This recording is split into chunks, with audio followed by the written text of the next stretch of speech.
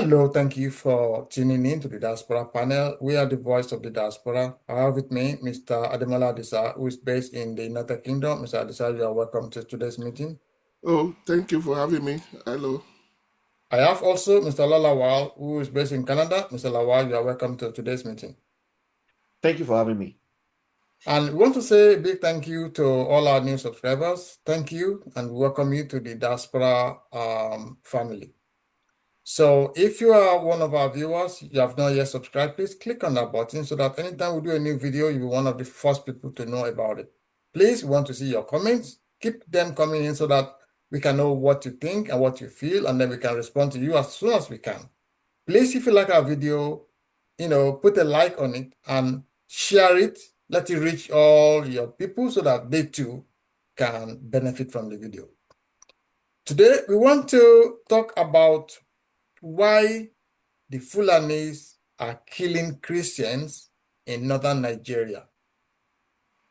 So we know that Nigeria is a country of over 200 million people, and the Fulanis are only about 2.5% of the population. Yet, they are responsible for 99.999% of atrocities, massacres, killings, banditry, and kidnappings going on in Nigeria. In the Northwest, for example, the rampaging Fulani bandits have killed scores of defenseless agrarian Hausa people.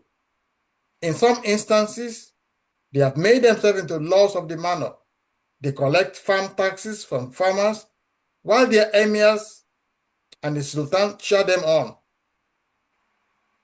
In the North Central, they have massacred thousands of Christian farmers, looted the farms, set the towns and villages on fire, and occupied their land. In the Northeast, the activities of Boko Haram and another terrorist organization is linked to and connected to the Fulani Islamization agenda. In the south of Nigeria, the activities of Fulani herders and kidnappers have left death and pain in their trails. So, Shupa, the first question I want to ask you is very simple, but let me tell a little story. The unsuccessful Fulani Jihad that ended in 1804 due to pushback by North Central and Southern tribes, and also due mainly to the colonization by the British, did not go down well with the Fulanis. They still think that they want to continue their conquest. So they think they have an unfinished business, especially with the minority tribes in the North Central. So that's why they are killing them, so that they want to complete that jihad. That's why they are displacing them, so that they can occupy that land. So the Fulanis have a supreme head called the Sultan of Sokoto, who has refused to openly condemn the activities of his people. In fact, his utterances and his body language suggest that he is the facilitator of the Fulani agenda to politically dominate the rest of Nigeria. Should all Nigerians be worried about the Fulani tribe? Thank you very much. I would actually go further than that to say Nigerians should be worried, but Nigerians must take action. I think it is very, very clear that the Fulani jihadist Islamization or domination agenda, I would say, is the number one existential threat to the survival of Nigeria as a country. We all know that, we can talk about prosperity, we can talk about, national plan for development, we can talk about all of these things.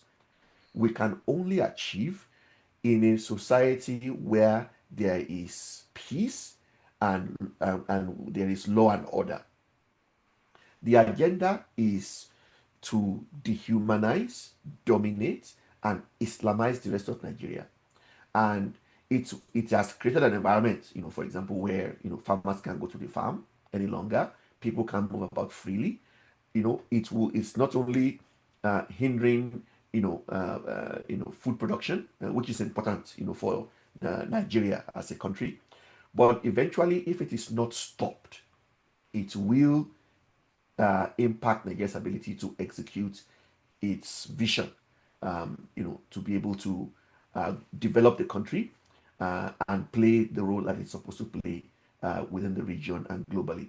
So I would go for that to say Nigerians should not just be worried, but Nigerians need to deal with the Fulani Islamization agenda. And to address your other question, I think any religious or cultural leader who does not align with that plan to stop this Islamization should be seen as actually supporting it. So if you see from the utterances, from even the Sultan of Sokoto, is for example refused, to criticize or to even uh, you know, uh, uh, support security forces in putting down Boko Haram or any of these forces. So clearly, these groups are executing on the agenda that they've given to them, and I think it is time for the federal government to take tough, serious action.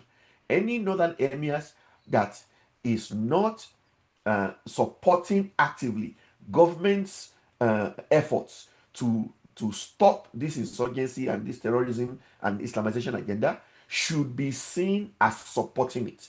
And in fact, I will even go further than that. Any clerics that will rile up people in local mosques and tell them to go and kill non Muslims and whatnot should also be held very responsible for their actions.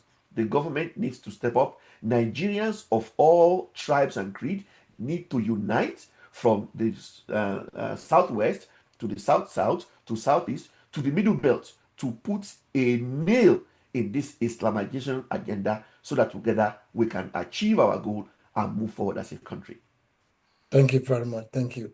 Demola, their governors, I mean, the Fulani governors in the Northwest, okay, they hold meetings with these terrorists. They pay them huge ransom and refuse to punish them. When they are arrested, they ensure that they don't face justice. Should this governor still be in office? Why has the federal government not declared a state of emergency in the Northwest, Demola?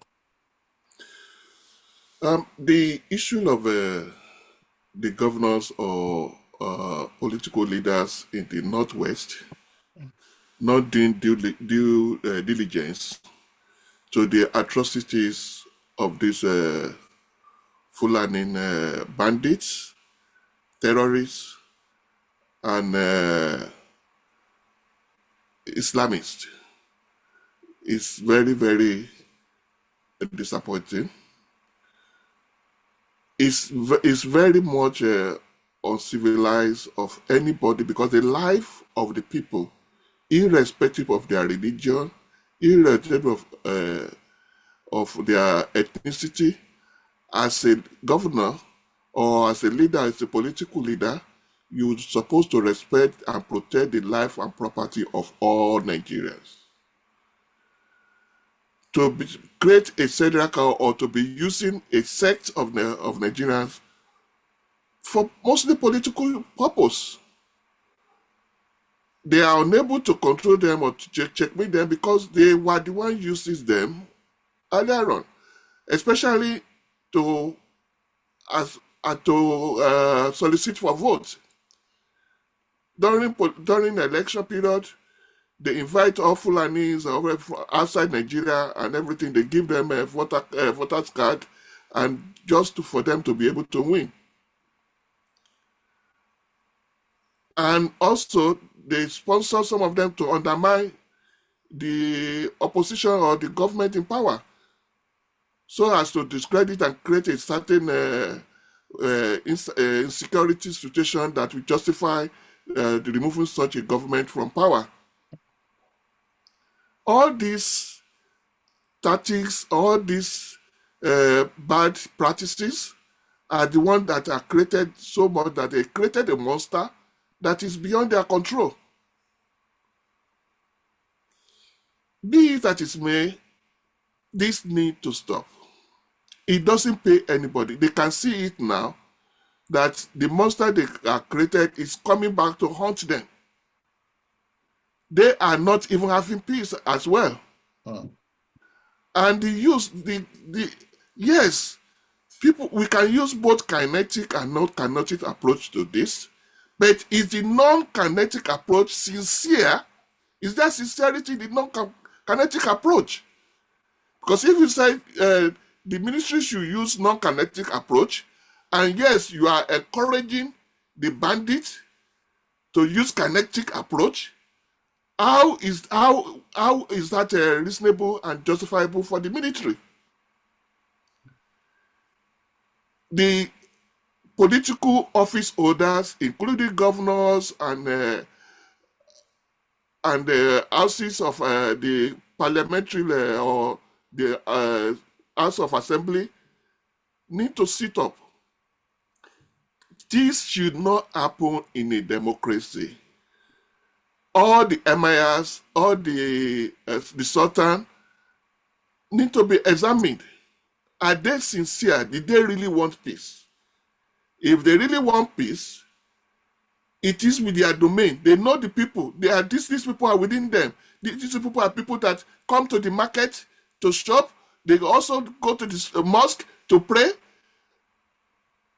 And yet you say you cannot control it and you are putting everything on the federal government. Yeah, the federal government. It's not a federal government issue. If if the state and the local government are not ready to cooperate, it's just a pit of waste. We are wasting life, we are wasting resources, we are wasting the unity of the country. The safety and security of the country is being wasted because there was no sincerity because of political purpose. We need to be honest to ourselves. If the North want peace today, arrest the political elites that are sponsoring insecurity. Thank you, Demola. Let me push it there. Shukwa, very quickly. Many of these Fulani emirs and even their elites like Sheikh Gumi, they have been openly hobnobbing with terrorists. In fact, they protect them. Some of them give their daughters in marriage to these terrorists. Some of them help them launder their blood money. And even a few have them turbaned in their domains. Is this not treasonable, Shuko? Well, I mean, if you look at it in that sense, if you are giving aid, support to the people that I will call enemies of Nigeria, enemies of Nigeria's progress, enemies of Nigeria's unity, you are actually an enemy of Nigeria. So all of those people should be thoroughly investigated. And if they are found, to be supporting them in any shape or fashion, like collecting money for them. I mean, some of the people that were sentenced in the UAE were sentenced to prison for raising money and sending money, I believe, to Boko Haram. I mean, nobody should be, left unpunished. And I think that will send a clear message that if you are involved in any shape or fashion, then you will face the music. You will face the consequences of your own action. We have been hearing severally that there is a list that has been circulated where the sponsors of terrorism have been identified. Why is it that the Nigerian government has not investigated these people, or at least made that list available so that people can know who these people are?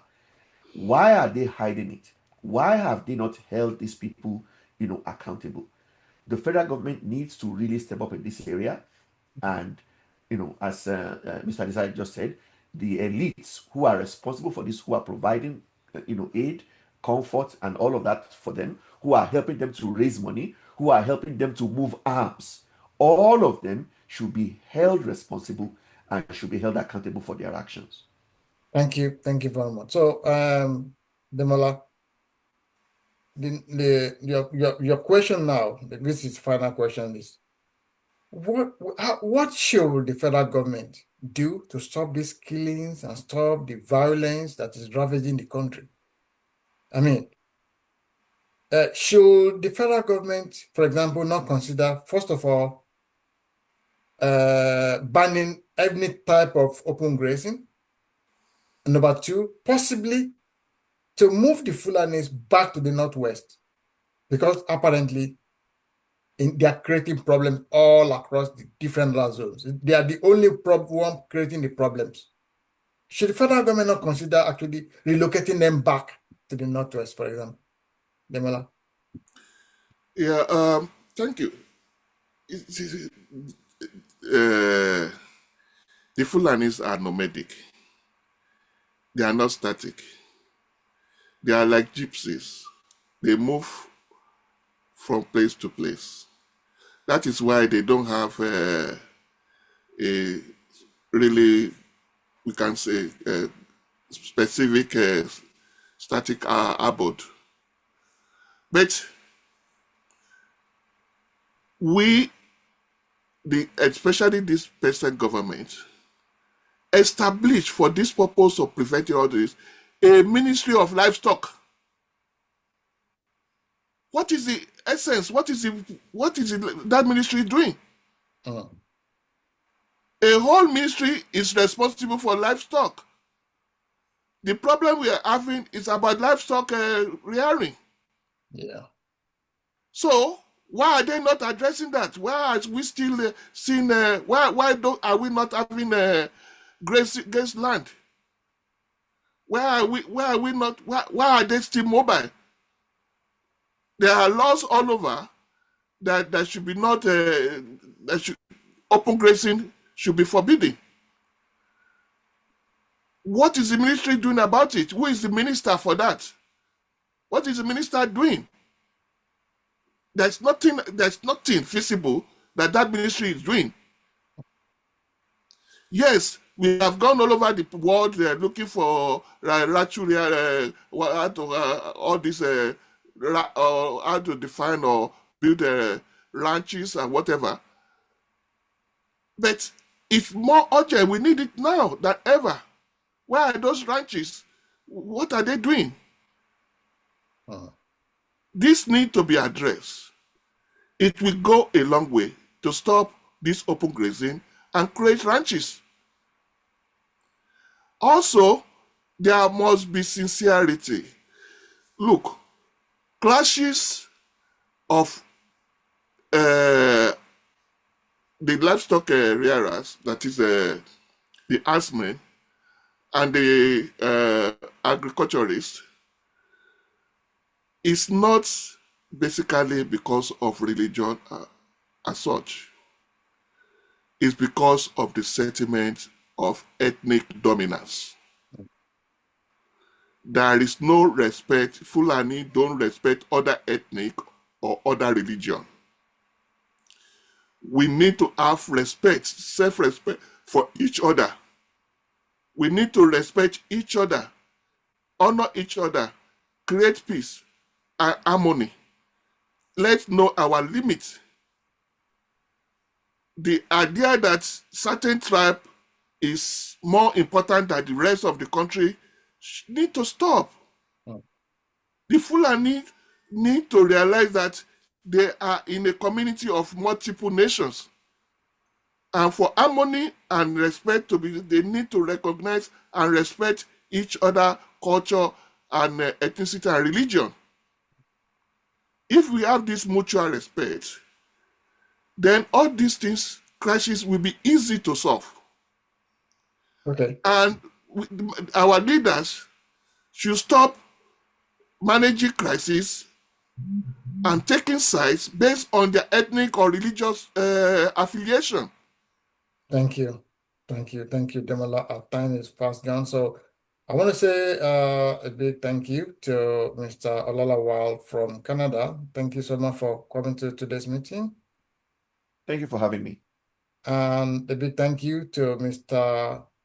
Ademola Desa from the United Kingdom. Thank you for coming to this meeting.